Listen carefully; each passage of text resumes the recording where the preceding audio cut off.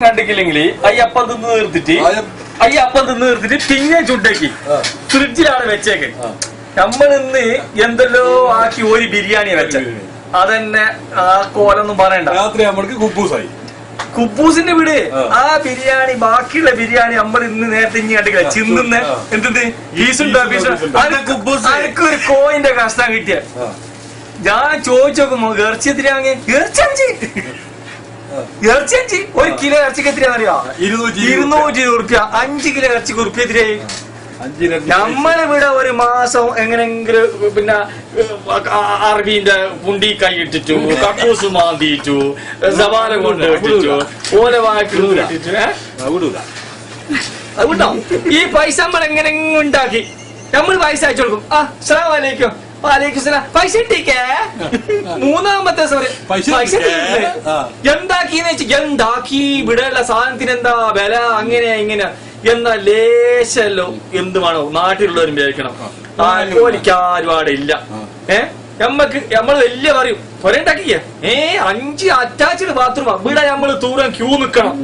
ഇങ്ങനത്തെ അന്റെ സമയത്ത് കയറി കക്കൂസിൽ 7:10 അന്റെ ദൂരന്റെ ടൈം. ഞങ്ങളെ റൂമിൽ 5-6 ആളുണ്ട്. 7:10 അന്റെ തൂറിന്റെ ടൈം. ഒരു ദിവസം 7:15 എന്നോട് ചോദിച്ചു എന്തെന്നാ ചങ്ങായി തൂറണ്ട അന്റെ സമയത്ത് ഇനി തൂർന്ന.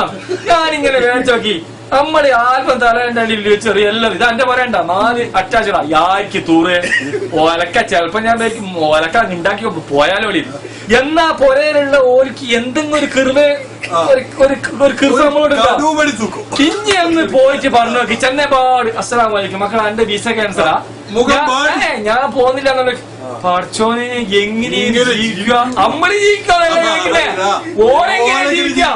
നമ്മള് കൊറേ കാലം ഉണ്ടാക്കി ഇനി എങ്ങനെ ജീവിച്ചെന്നാക്കിലോ ഞാൻ പറഞ്ഞത് ഇതാക്കാത്തല്ല ഒലക്കപ്പിണ്ടാക്കി എല്ലാ ഗൾഫിലുള്ള അടക്കി കയറ്റിവിട്ടോ.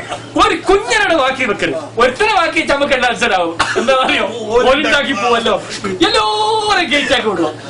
എന്നിട്ട് തുടങ്ങേണ്ട പണി നാട്ടില് എങ്ങനെ ജീവിക്കണം എന്ന് നമ്മൾ.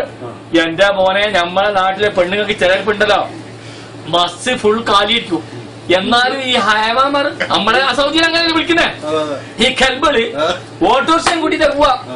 എത്രയാ 45 50 കൊടുത്ത് 5 പിന്നെ എടുക്കാം. ഓർക്ക് പറയണ നമ്മൾ ഇവിടെ അയക്കുന്ന പൈസ അല്ല.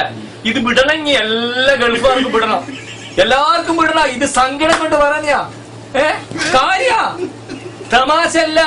നിങ്ങൾ ചിരിക്കാൻ വേണ്ടി പറഞ്ഞല്ല. ഞാൻ എന്റെ പോരേല് മക്കി റഫീക്കുണ്ടല്ലോ